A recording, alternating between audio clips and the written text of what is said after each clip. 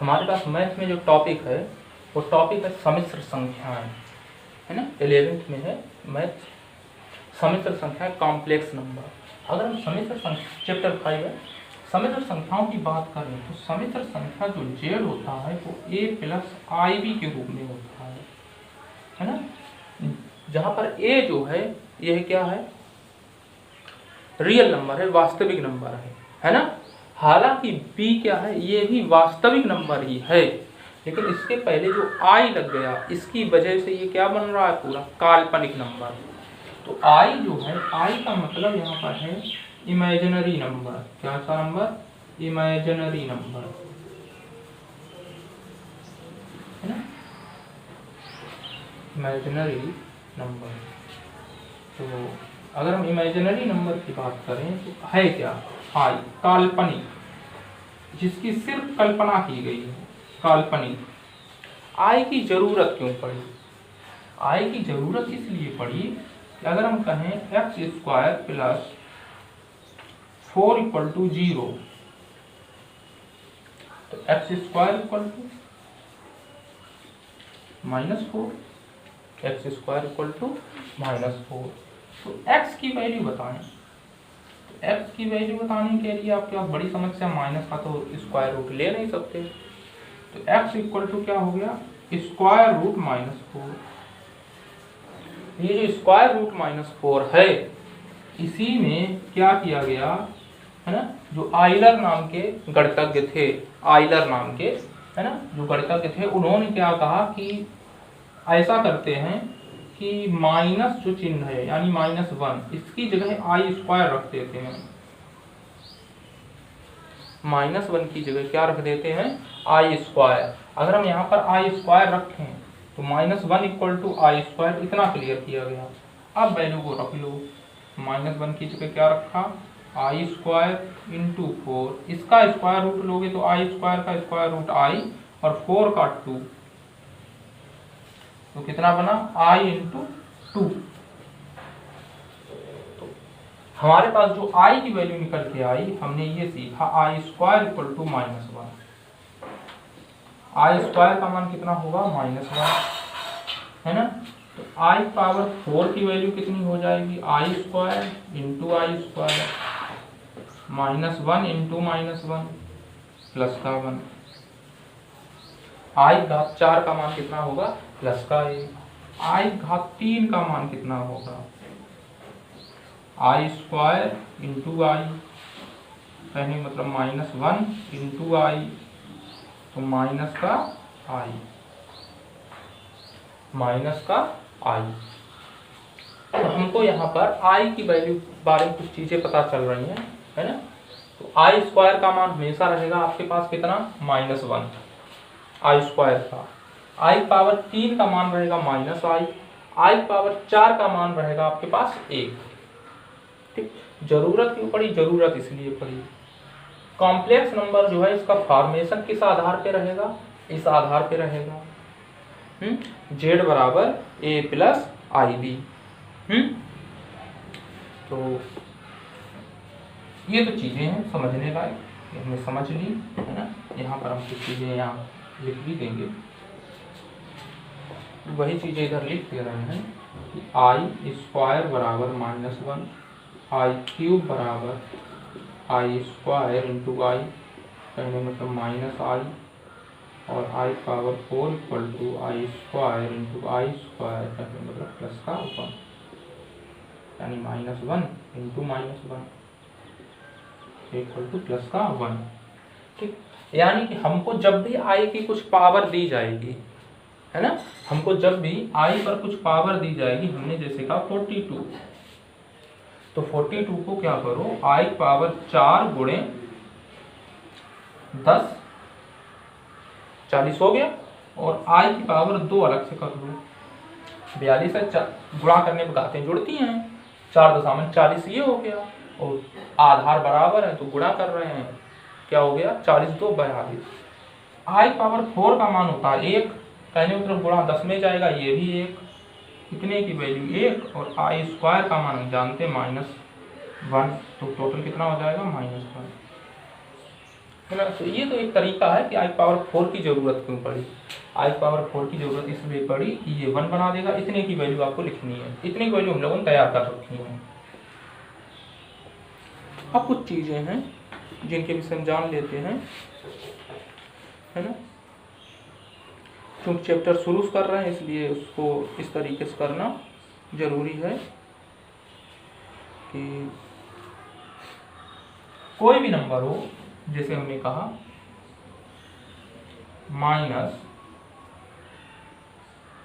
-x, इस पर under root है, इसकी वैल्यू बतानी है। तो माइनस को क्या लिख सकते हैं, माइनस को i², माइनस को क्या लिख सकते हैं, -1 ही तो है, -1 इंटू एक्स, तो i² और x को x लिख लिया। i² बाहर लाएंगे तो i और रूट में क्या x, स्क्वायर रूट के अंदर अगर माइनस में चिन्ह है तो आप प्लस में बदलने के लिए क्या करेंगे, बाहर क्या लगा लेंगे, i, ठीक, i इंटू रूट एक्स, ठीक।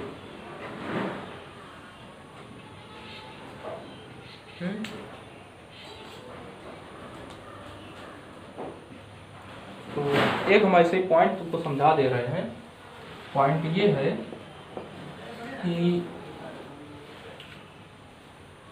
ये जो होता है ये हमारे पास क्या है, रियल नंबर होता है, रियल। ये क्या होता है, इमेजिनरी। ये वास्तविक है, ये काल्पनिक है। तो अब मुझे ये बताइए, एक क्या वास्तविक नंबर इसके बराबर हो सकता है? वास्तविक नंबर कभी भी काल्पनिक नंबर के बराबर हो सकता है? नहीं, नहीं तो फिर हम काल्पनिक नंबर पढ़ते ही क्यों। वास्तविक नंबर कभी क्या 2 - 2 के बराबर हो सकता है? सिंपल से ऐसी चीजें हैं। तो क्या वास्तविक नंबर कभी काल्पनिक नंबर के बराबर हो सकता है? कभी नहीं, ऐसा कभी संभव नहीं है। नहीं तो अगर ऐसा संभव हो तो IB की जगह हम A रख लें, सुन लें इधर, IB की जगह हम क्या रख लें, A रख लें, तो यहाँ कितना हो जाता है, IB की जगह ये 2A, Z बराबर 2A। जब Z बराबर 2A बन गया तो इसमें काल्पनिक कहाँ है ना, सम्मिश्र कहाँ रहा, मिश्रण कहाँ है? तो ऐसा कभी संभव नहीं है।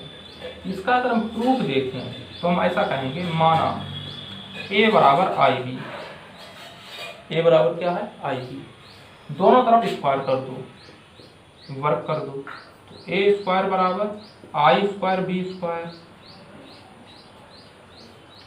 A² बराबर I² का मान रखो -1, तो -1 इंटू B², कितना हो गया, माइनस का B² A²। अगर सिर्फ हम A² क्या है बताएं, वर्ग है, ये वर्ग रूप में लिखा है, तो वर्ग हमेशा कैसा होता है, धनात्मक। B² कैसा है, वर्ग है, सिर्फ B² लिखा है, वर्ग है, कैसा होगा, धनात्मक, और माइनस चिन्ह लगा है, ठीक है। तो बता, ये वाली संख्या ऋणात्मक हुई, ये धनात्मक है, धन और ये वाला ऋण मिलकर ऋण बना देगा, तो ये संख्या ऋणात्मक है, ये संख्या धनात्मक है। बताएं कोई संख्या क्या धनात्मक ऋणात्मक के बराबर हो सकता है? नहीं, कभी संभव नहीं है। तो हमारी कल्पना क्या है, हमारा मानना गलत है, यानी हमारा मानना गलत है, हमारा मानना जो हमने माना है गलत है, यानी हम ऐसा नहीं मान सकते। A बराबर IB अगर मान रहा है कोई तो गलत है, हमारा मानना गलत है, इसलिए A बराबर कभी भी IB संभव नहीं है, ठीक है। एक वास्तविक नंबर कभी भी काल्पनिक नंबर के बराबर नहीं हो सकता। क्लियर?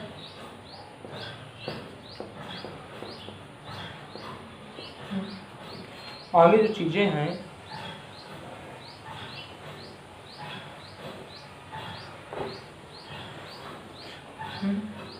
ये हम बता चुके हैं कि A क्या है, इस सम्मिश्र संख्या Z का A क्या है, वास्तविक भाग, B क्या है, काल्पनिक भाग, ठीक है, B क्या है, काल्पनिक भाग, ठीक। तो कुछ ऐसे चीजें जान लेते हैं, जैसे हम कहें शुद्ध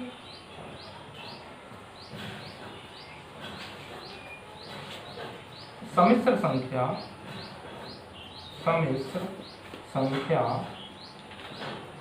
शुद्ध वास्तविक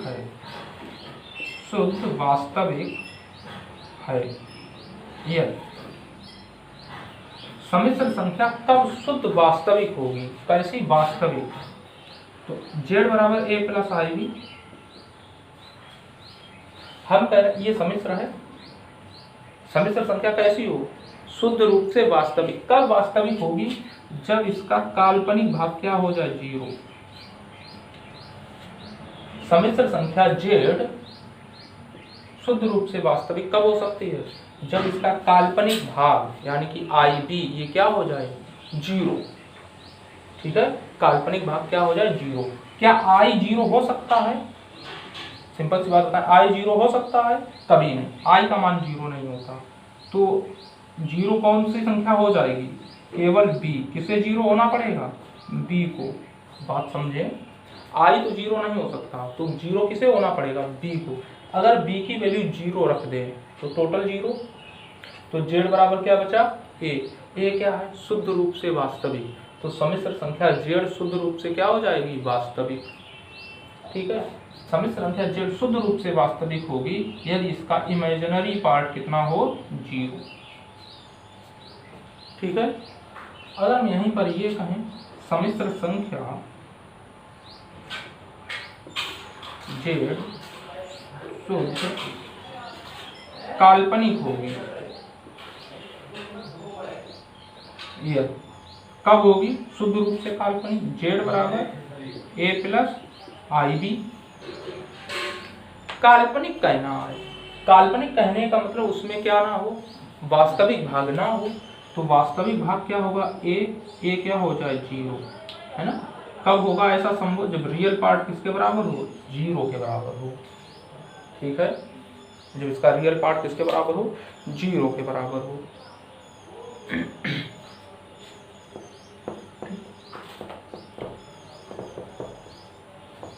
आगे आपसे कहा जा रहा है कि हम पहले ये बात बता चुके हैं आपको कि चाहे जैसे भी दर्शा दें, वहाँ सी से दर्शाया गया है सम्मिश्र संख्याओं का कॉम्प्लेक्स, है ना। तो चाहे z बराबर माने चाहे c बराबर माने, है ना।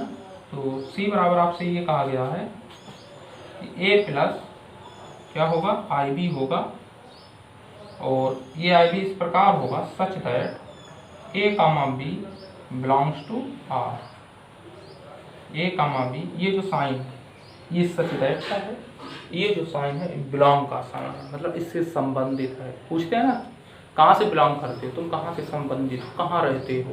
तो a कामा b कहाँ रहते हैं, r के अंदर रहते हैं। r क्या है, रियल नंबर, वास्तविक नंबर। तो चाहे a रखो चाहे b रखो, ये हैं दोनों कैसे, वास्तविक। लेकिन जब b के साथ i लग जाता है तब काल्पनिक बनता है। समझ में बात आ रही। तो हम यहाँ से क्या कह सकते हैं, जैसे हम ये कहें 2 प्लस i3। ठीक है, तो 2 भी क्या है, वास्तविक, 3 क्या है, वास्तविक। लेकिन जब i लग गया उसके साथ तब काल्पनिक बना। तो ये काल्पनिक भाग है, ये वास्तविक भाग है। ठीक है, इस प्रकार की चीजें हैं। तो चाहे देखिए a कामा b, a का मतलब 2 और b का मतलब 3, ये दोनों कहाँ हैं, रियल नंबर में हैं। देखिए रियल नंबर में है, वास्तविक नंबर होंगे हमेशा, क्या होंगे, वास्तविक नंबर। आल नंबर नोन है रियल नंबर। दुनिया की जितनी भी संख्याएं सब क्या होती हैं, वास्तविक नंबर होती हैं, है ना।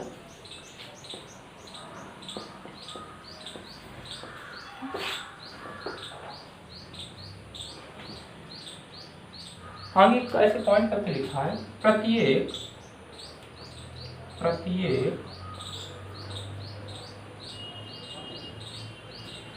वास्तविक संख्या, प्रत्येक वास्तविक संख्या सम्मिश्र है।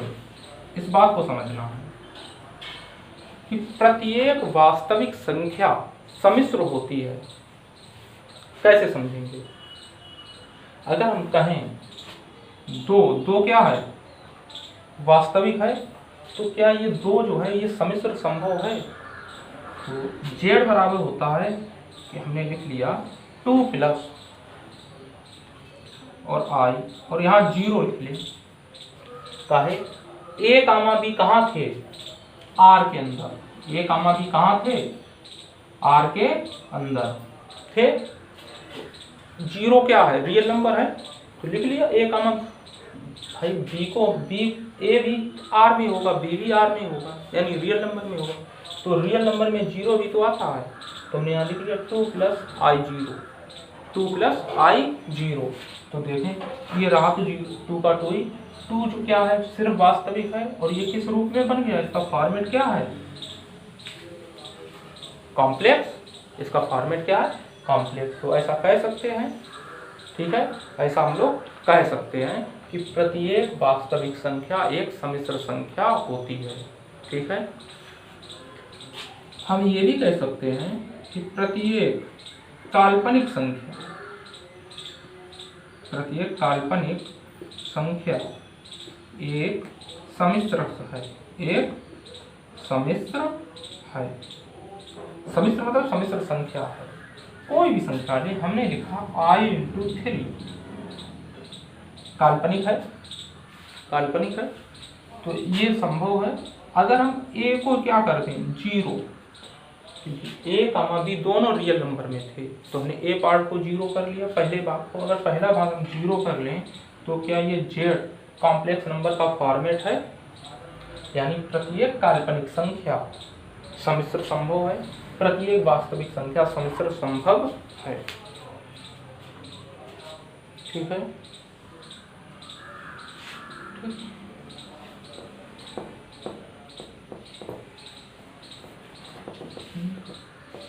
अब आपके पास है सम्मिश्र संख्याओं का योग। चलिए एक हम और चीज जान लेते हैं। अगर z = a + ib है और कोई आपसे कहे z = 0, तो z = 0 कब संभव होगा? a + ib बराबर z = a + ib है और z = 0, तो ऐसा कब संभव होगा? ऐसा केवल और केवल तभी संभव होगा, है ना, यदि, और जानते हैं ना ऐसा पढ़ा होगा, यदि और केवल यदि, है ना, इसका मतलब होता है केवल एक ही कंडीशन है, इसके अलावा और कोई कंडीशन नहीं हो सकती। ऐसा कब संभव होगा? जब a पार्ट भी 0 हो और b पार्ट भी 0 हो। कहने का मतलब रियल पार्ट और इमेजिनरी पार्ट दोनों क्या हो 0, ये भी 0 ये भी, इनमें से कोई एक 0 करो, कहे तो z = 0 तो संभव नहीं है, दोनों को 0 होना पड़ेगा। क्लियर?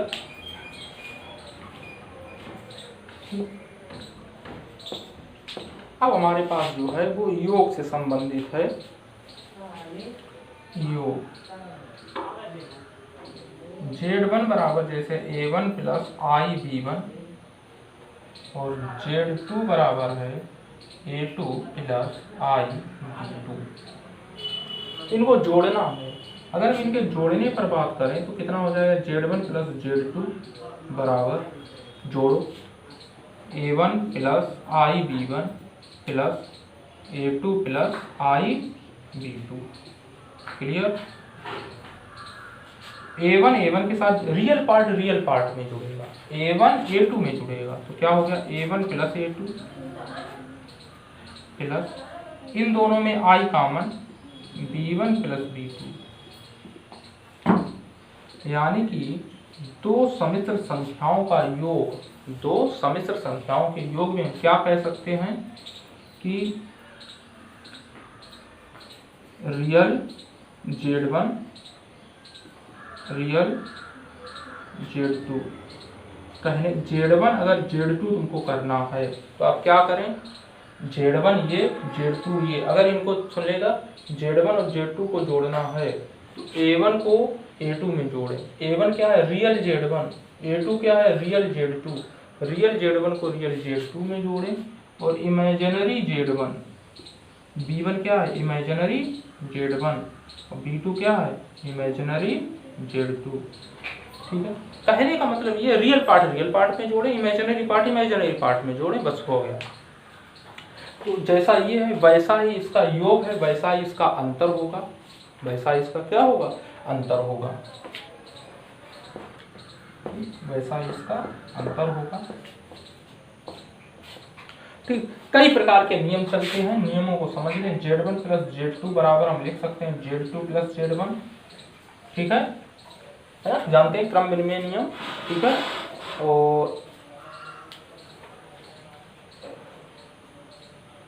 ठीक, तो सिंपल से एक और चीज निकल के आती है, जैसे अभी हम लोगों ने क्या लिखा था, Z1 प्लस Z2 बराबर कितना, A1 plus A2 into plus I into B1 plus B2। तो हम ये कह सकते हैं ये पूरा जो है Z1 ये भी सम्मिश्र रहेगा, सम्मिश्र का योग हमेशा सम्मिश्र होगा। वैसे ही सम्मिश्र है तो सम्मिश्र का योग सम्मिश्र ही रहना है, क्योंकि इतने की बात करें तो ये पूरा भाग रियल पार्ट को दिखा रहा है, ये पूरा भाग, जैसे इसको हम क्या मान लें A और इसको क्या मान लें IB, तो हो गया ना A प्लस IB के रूप में, पूरा क्या होगा सम्मिश्र, पूरा भी सम्मिश्र बनेगा, यानी सम्मिश्र संख्या का योग सम्मिश्र संख्या ही होगा। तो इस प्रकार के नियम रहते हैं, इनका कोई है ना उतना ज़्यादा दिमाग लगाने की जरूरत नहीं है कि ऐसे रहेगा। इस नियम को क्या कहते हैं, साइचर का नियम। तो एसोसिएटिव लॉ, तो यहाँ से अगर हम देखें तो क्या कह सकते हैं, Z1 plus Z2 plus Z3, है ना, कहने का मतलब पहले इन दोनों को जोड़े फिर तीसरा भाग जोड़े, चाहे ऐसा कह लें कि पहले पहला भाग अलग कर लें, दूसरा और तीसरा भाग जोड़े, फिर पहले भाग को जोड़ें, तब भी आंसर क्या रहेगा, हर कंडीशन में आपका सेम रहना है, ठीक है।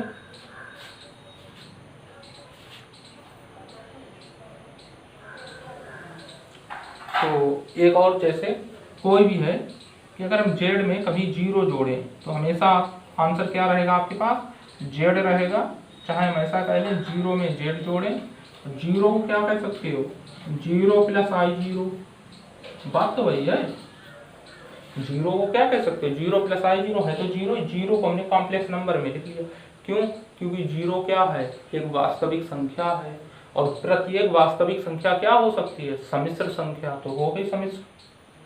तो हम Z प्लस 0 लिखें तो इसका मतलब Z, चाहे 0 को पहले जोड़े तो तब भी रहेगा आंसर आपका Z ही।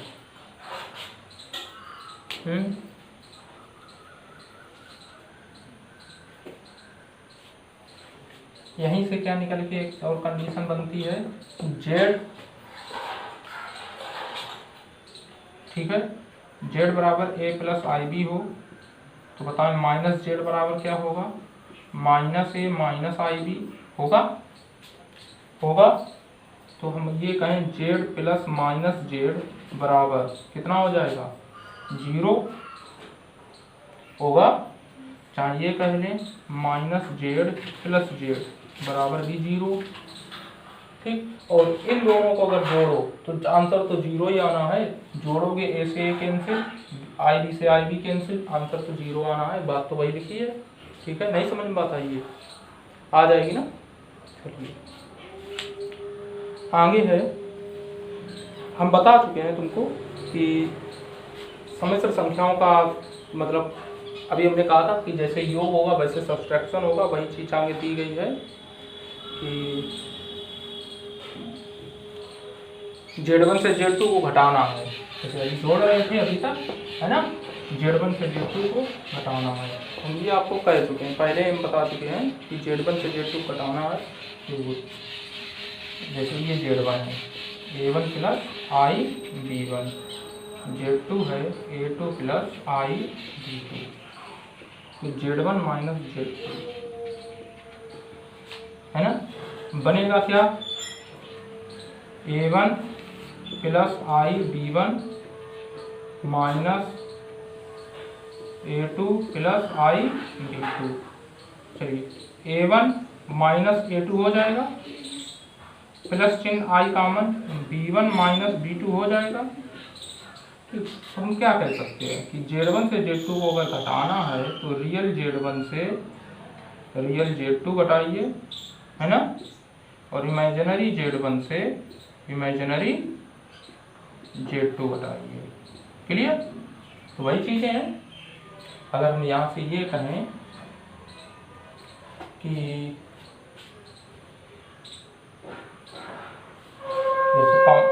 थोड़ा सा निकाल के देखें क्या निकलेगा, रियल Z1 माइनस Z2 बराबर हम क्या कह सकते हैं, real Z1 minus real Z2, देखिए वही चीज तो है, ये रियल पार्ट को अगर रियल Z1 माइनस Z2 करें, यहाँ लिख दें रियल, तो केवल हम रियल पार्ट उठाएंगे। अगर हम यहाँ पे कहते हैं इमेजिनरी Z1 माइनस Z2, तो इमेजिनरी पार्ट का सब्सट्रैक्शन कर देंगे, हो गया।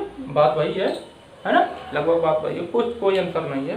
कहने हम ये कहना चाहते हैं, अगर पूरी सम्मिश्र संख्या है, यहाँ कुछ नहीं कहा गया, ना रियल ना कुछ, तो Z1 से Z2 को घटाना है तो रियल पार्ट को रियल पार्ट से घटा दो, इमेजिनरी को इमेजिनरी से घटा दो। अगर हम यहाँ पर ये कहते हैं रियल Z1 माइनस Z2 एक ब्रैकेट में, तब क्या होगा, real Z1 minus real Z2, यानी इतना। अगर रियल Z1 माइनस, भाई रियल Z1 क्या है A1, रियल Z2 क्या है A2, तो रियल Z1 माइनस Z2 मतलब क्या हो गया A1 माइनस A2। अगर हम कहें इमेजिनरी Z1 माइनस Z2, तो इमेजिनरी Z1 क्या है B1, इमेजिनरी Z2 क्या है B2, तो इमेजिनरी Z1 माइनस Z2 मतलब क्या हो जाएगा B1 minus B2। Imaginary Z1 minus Z2 मतलब क्या हो जाएगा B1 माइनस B2, क्योंकि इमेजिनरी की बात हो रही है, रियल पार्ट 0। काल्पनिक की बात हो तो रियल पार्ट 0, ऐसे तो करते हैं, और वास्तविक भाग की बात हो तो काल्पनिक भाग 0। आगे है आपके पास सम्मिश्र संख्याओं की समानता। अगर Z1 बराबर A1 प्लस IB1 है और Z2 बराबर A2 प्लस IB2 है, और आपसे कोई कहे Z1 बराबर Z2, यह केवल और केवल तब संभव है, कब संभव है, ऐसे लिख दिया जाता है डबल F बना के, इफ एंड ओनली इफ, है ना। इसका मतलब यही होता है इफ एंड ओनली इफ, यदि और केवल यदि, है ना। शॉर्ट फॉर्म है इफ एंड ओनली इफ, है ना, यदि और केवल यदि। तो Z1 बराबर Z2 तभी संभव है जब A1 बराबर A2 हो, है ना, एंड B1 बराबर B2। अगर हम Z1 को Z2 के बराबर दिखाएं, Z1 बराबर Z2, तो कैसे सब बराबर हो सकता है, A1 B1 के बराबर हो जाए तो क्या संभव, ये तो काल्पनिक भाग है, ये रियल भाग है, यानी रियल भाग के बराबर हो और इमेजिनरी भाग के बराबर हो, तो हम क्या कह सकते हैं, रियल Z1 बराबर हो रियल Z2 के, और इमेजिनरी Z1 बराबर हो इमेजिनरी Z2 के। ठीक है। दो सम्मिश्र संख्याएं बराबर कब हो सकती हैं, जब उनके वास्तविक भाग बराबर हों और उनके काल्पनिक भाग भी बराबर हों। ठीक है, वास्तविक भाग मतलब A1 A2, काल्पनिक भाग मतलब B1 B2। क्लियर?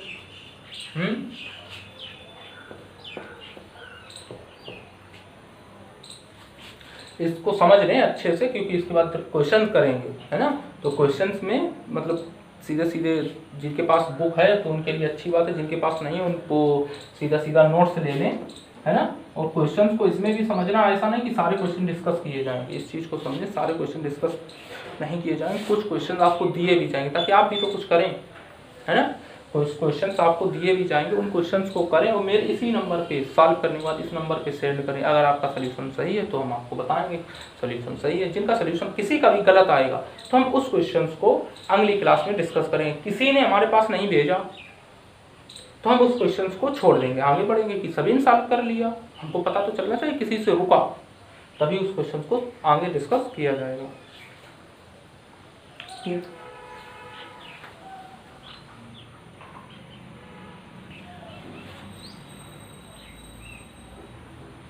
एक आपके पास है सम्मिश्र संख्याओं का गुणा कैसे होगा। अगर Z1 बराबर A1 प्लस IB1 है और Z2 बराबर A2 प्लस IB2 है, तो इनका गुणा कैसे होगा। Z1 इंटू Z2, कहने मतलब A1 plus IB1 into A2 plus IB2। गुणा करिए, A1 का गुणा A2 में करेंगे कितना हो जाएगा, A1 A2 हो जाएगा।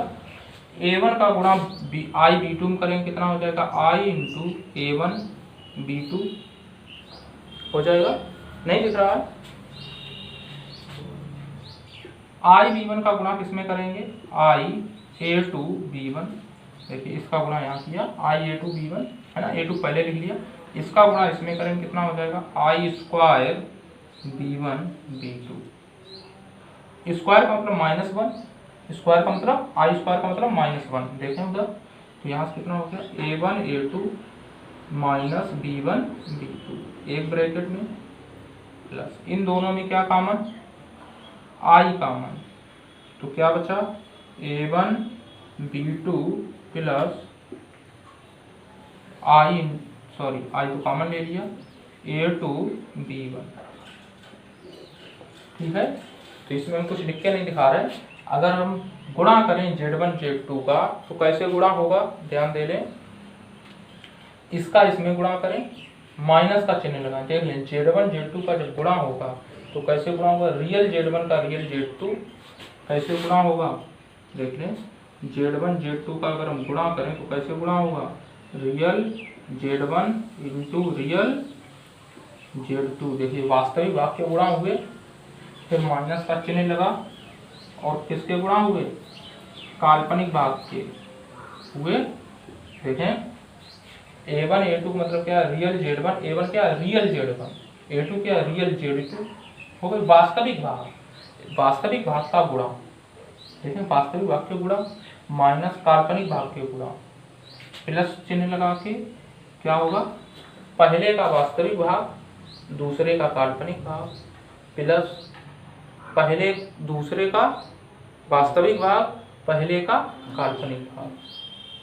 ठीक, क्या लिख सकते हैं, A1 A2 गुणा अगर करना है दो सम्मिश्र संख्याओं का तो कैसे गुणा होगा, A1 A2 minus B1 B2 plus A1 B2, आई कॉमन लेके आई into A1 B2 plus A2 B1, है ना, तो ये तो गुणा रहा।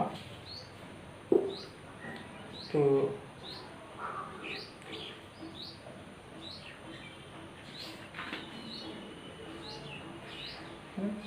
रुकिए एक मिनट देख लेते हैं, तो बोल रहे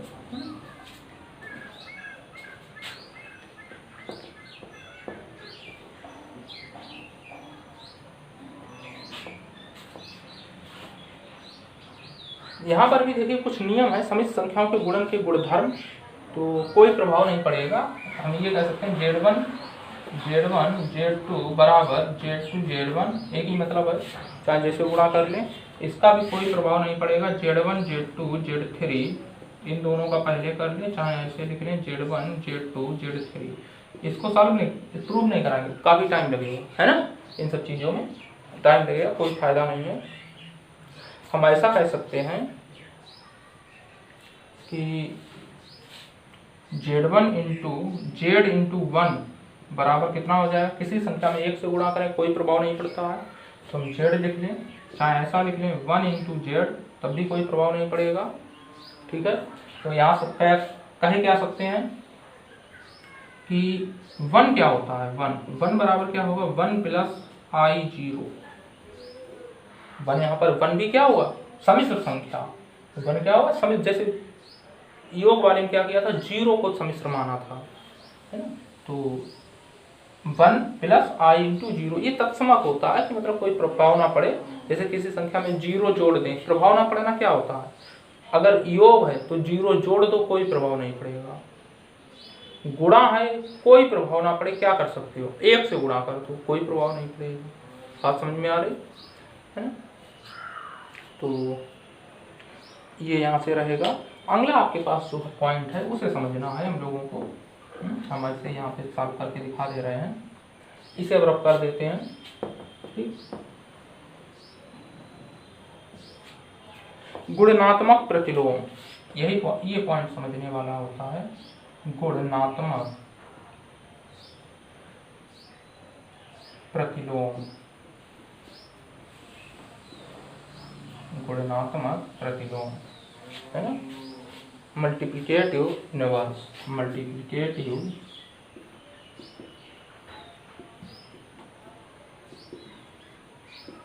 इनवर्स। इनवर्स जानते हैं, जैसे दो का हम इनवर्स की बात करें तो क्या होगा, 2 का इनवर्स, 2 इनवर्स, इनवर्स ऐसे ही लिखा जाता है। इनवर्स का मतलब होता है 1/2। 2 का इनवर्स कितना हो सकता है, 2 की पावर -1 कर दो, चाहे 1/2 लिख दो। अगर हम 2 और 1/2 का गुणा करें, 1/2 का असली मतलब क्या है, 2 का इनवर्स, 1/2 का असली मतलब क्या है, 2 का इनवर्स। बात तो एक ही है। अगर हम गुणा करके देखें तो आंसर कितना आएगा, 1 भाई, है ना। तो 1/2 का मतलब क्या है, 2 का इनवर्स, चाहे कुछ भी समझे, तो आंसर क्या रहेगा, 1। तो कोई भी नंबर होगा। तो कहने का मतलब ये, अगर आपका इनवर्स किसी भी संख्या का गुणनात्मक प्रतिलोम कह लो चाहे इनवर्स कह लो, यानी कि कोई संख्या और उसका इनवर्स, कोई संख्या और उसका इनवर्स, अगर इन दोनों का गुणा करें, इनवर्स का मतलब 1/1 वो संख्या जाएगी, तो इन दोनों का गुणा करें, आंसर 1 आएगा। ठीक है, आंसर 1 आएगा। तो यहाँ से हम क्या कह सकते हैं कि यहाँ से हम ये कह सकते हैं कि अगर कोई संख्या हमारे पास काल समिश्र z बराबर a प्लस आई बी है, ठीक है, और इसका हमने गुणनात्मक प्रतिलोम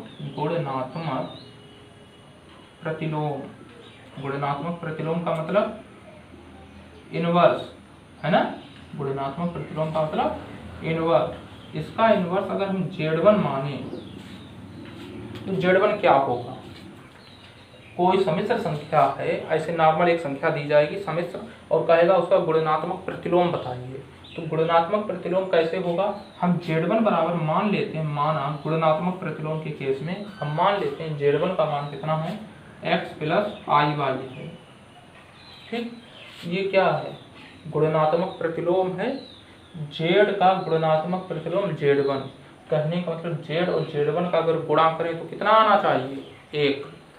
अभी हम लोगों ने देखा कोई संख्या और उसका अगर इनवर्स, इन दोनों का गुणा कर दें, कहने मतलब कोई संख्या 4, इसका इनवर्स कितना, 4 की पावर -1, 4 की पावर -1 को कितना कह सकते हो, 1/4। आंसर क्या आएगा, 1। यानी कोई संख्या और उसका इनवर्स, इन दोनों का गुणा करें तो आंसर आएगा 1। तो आंसर 1 लाने के लिए क्या कर सकते हैं कि z और z1 का गुणा करा दो, आंसर कितना आ जाएगा, 1। गुणा कराओगे क्या मिलेगा, a plus I B into X plus I Y आएगा, है ना। आंसर क्या होगा, 1। इनका गुणा किसके बराबर होगा, 1 के बराबर। इन दोनों का गुणा करो गुणा, ax प्लस a का गुणा किसमें होगा, i into A Y plus I into B X plus I square into B Y बराबर कितना, 1। बराबर कितना, 1।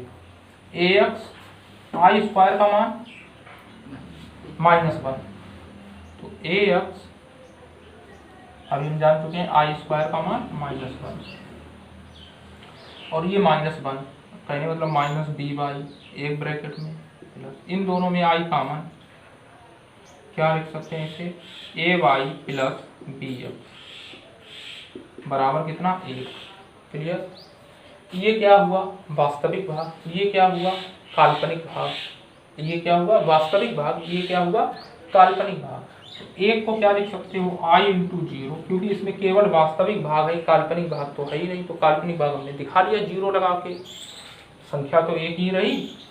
ठीक है, तुलना कर दो रियल पार्ट की रियल पार्ट से, इमेजिनरी पार्ट की इमेजिनरी पार्ट से। ये है रियल नंबर, इसका रियल नंबर ये, तो इतना किसके बराबर होगा, इतने के बराबर। ये है इमेजिनरी, आई वाला, आई किसके बराबर होगा, इसके बराबर होगा।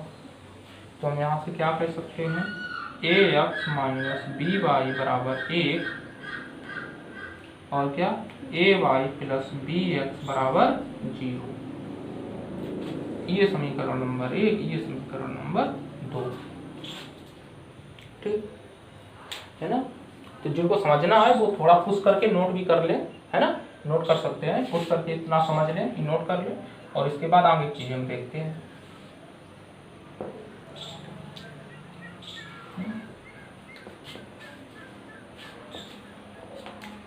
हम लोगों ने क्या निकाला, ax प्लस बी वाई बराबर 1, और क्या था, ay है ना माइनस बी एक्स बराबर 0।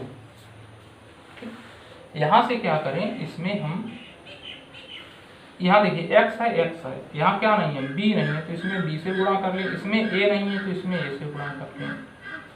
क्लियर? जब गुणा करोगे तो क्या बनेगा, abx plus B square Y बराबर b। इसका गुणा करोगे तो क्या बनेगा, a square Y minus abx बराबर g। जोड़ दें, क्या करें, जोड़ दें। जोड़ोगे तो कोई प्रभाव पड़ेगा नहीं, ठीक है, ये वाला कैंसिल कर देगा, है ना। ये माइनस है, जोड़ने पर चिन्ह बदलेगा नहीं, माइनस का माइनस रहेगा। और जोड़ने पर क्या चिन्ह बदलता, बिल्कुल नहीं, ठीक है। तो यहाँ से आपके पास आ क्या गया, इतना।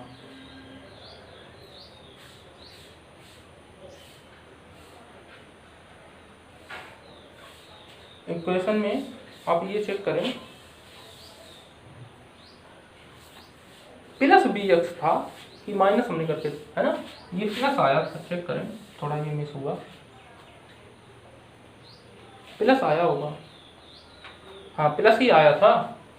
अरे भाई तो घटा दें, अरे ये प्लस आएगा, प्लस आया था। हमने अभी जो समीकरण 1 और 2 लिखे हैं वो प्लस में थे, दूसरा वाला प्लस में था, ए वाई प्लस बी एक्स, और पहला वाला जो था ये माइनस ए एक्स माइनस बी वाई, है ना, ये वाला माइनस में था। समीकरण 1 और 2 गलत लिख गए, पहले वाला माइनस में था, ए एक्स माइनस बी वाई बराबर 1 आया था, और ए वाई प्लस बी एक्स बराबर 0 आया था, है। तो यहाँ से अगर हम देखें तो ये माइनस में हो जाएगा, ठीक है, और कुछ नहीं। तो इनको अब हम क्या कर दे रहे हैं, घटा दे रहे हैं, घटाने पर चिन्ह बदल जाएगा, घटाने पर क्या होगा, चिन्ह बदल जाएगा, ये कैंसिल हो गया, है ना। इससे इसको घटाओ तो इस वाले से ये पार्ट घटाओगे, ये ऑलरेडी माइनस में है, ठीक, और ये घटाने पर ये माइनस में आ जाएगा, तो ये कितना बचेगा, minus B square Y minus A square Y बराबर बी माइनस 0, माइनस चिन्ह कामन ले लो, और कितना कामन ले लो, वाई, है ना। तो कितना बचा, बी स्क्वायर प्लस ए स्क्वायर, कामन ले लोगे तो प्लस बचेगा, और बराबर बी, तो y बराबर क्या लिख सकते हैं, माइनस बी, माइनस उधर जाएगा, माइनस बी अपान ए स्क्वायर प्लस बी स्क्वायर। ये वैल्यू आ गई इसकी y की। सेम इसी तरीके से जब y की वैल्यू किसी भी एक समीकरण में रख दोगे, है ना, y का मान 1 में रखने पर, जब 1 में रखोगे तो क्या आएगा, x बराबर a upon A square plus B square. तो x और y के मान आ गए, क्लियर, x और y के क्या आ गए, मान आ गए, है ना। समझने के लिए इतने को नोट कर लेंगे पुश करके। तो हम यहाँ से क्या कर सकते हैं, x और y के मान तुमको पता होगा। अगर z बराबर a प्लस आई बी है तो z इनवर्स कितना हमने कहा है, क्या होगा, x प्लस आई वाई होगा, चाहे z इनवर्स हो चाहे z1 हो, ऐसे ही मानो, x प्लस आई वाई होगा, इसका ये हमेशा इनवर्स क्या होगा, ये होगा। तो इनवर्स फाइंड करना है, x और y हमने ये माने थे, ये माना इतना होगा, पता नहीं कितना होगा लेकिन इतना होगा। अब हमारे पास x और y के क्या आ गए, मान आ गए, वो मान रख दो, तो z इनवर्स या z इनवर्स का मान कितना हो जाएगा, चाहे z1 कह लो, x का मान रखोगे क्या, a upon A square plus B square, plus I into b का मान y का मान रखोगे माइनस बी अपान ए square plus B square, clear. तो हमारे पास कोई कॉम्प्लेक्स नंबर z होगा इस फॉर्म में a प्लस आई बी के रूप में, तो इसका हम इनवर्स लिखेंगे, गुणनात्मक प्रतिलोम लिखेंगे, तो हम क्या लिख सकते हैं, ये पार्ट बटे इन दोनों का वर्ग, प्लस ये वाला पार्ट माइनस चिन्ह के साथ और इन दोनों का वर्ग, ठीक है। ये क्या है, इनवर्स है, ये कोई नंबर है, इसका इनवर्स ये होगा, फॉर्मेट क्या होगा उसका, ये वाला, ठीक। जब इतना कर ही लिया तो थोड़ा और 2 मिनट का और कर लेते हैं केवल, है ना, ज़्यादा नहीं समय लेंगे, है ना, फिर नेक्स्ट क्लास से क्वेश्चन देखना शुरू करेंगे। कि अगर z बराबर a प्लस आई बी है तो z इनवर्स का जो मान होगा वो एक फॉर्मेट से और आ जाता है, z बार अपान z इंटू z बार, ठीक है। इन चीज़ों को थोड़ा समझेंगे। जेड बार क्या है, इसे ये संयुग्मी प्राप्त कब होगी, जब आई को किससे रिप्लेस कर दो, माइनस आई से। आई को किससे रिप्लेस कर दो, माइनस आई से। जब आई की जगह माइनस आई रख दो तो संयुग्मी प्राप्त होगी, यानी कि जेड बार का मान इस बार क्या हो जाएगा, ए minus i b, a minus i B. Clear.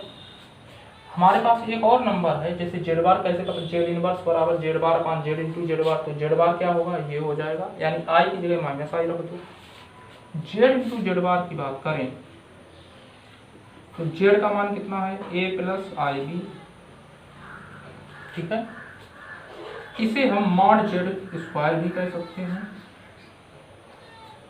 है ना, 2 बार जेड है, धनात्मक संख्या ले लें तो मॉड जेड स्क्वायर।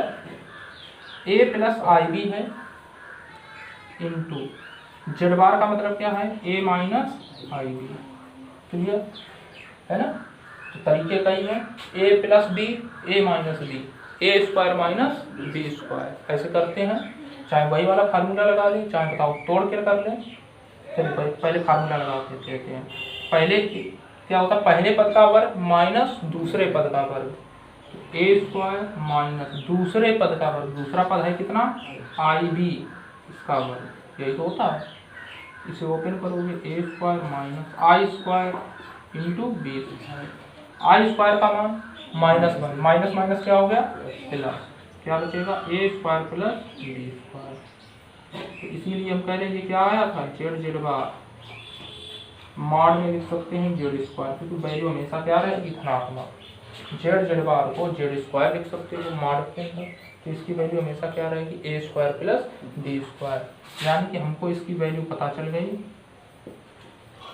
इसकी जेड स्क्वायर की या जेड जेड बार की हमेशा कितनी रहेगी, ए स्क्वायर प्लस बी स्क्वायर, ए स्क्वायर प्लस बी स्क्वायर हमेशा। और जेड बार कितना रहेगा, ए माइनस आई बी। फॉर्मेट आप चाहे एक बार देखेंगे वही बनेगा। जेड इनवर्स निकालना है तो क्या लिख सकते हो, जेड इनवर्स के लिए a minus z bar a minus i b, a minus i b upon z z bar क्या लिख सकते हो, a square plus B square, तोड़ लो अलग अलग, a upon A square plus B square plus I into minus चिन्ह के साथ बी लिख लो, बी अपान ए स्क्वायर प्लस बी स्क्वायर। देखिए हम लोगों ने अभी जब किया था तो एक्स बाई करके तब भी यही निकाला था और ऐसे भी इतना ही वैल्यू आएगी। इसके बाद हमारे पास कुछ खास बचा नहीं, केवल थोड़ा डिवाइड करने वाला कुछ खास है नहीं, ऐसे बता देना है हमें।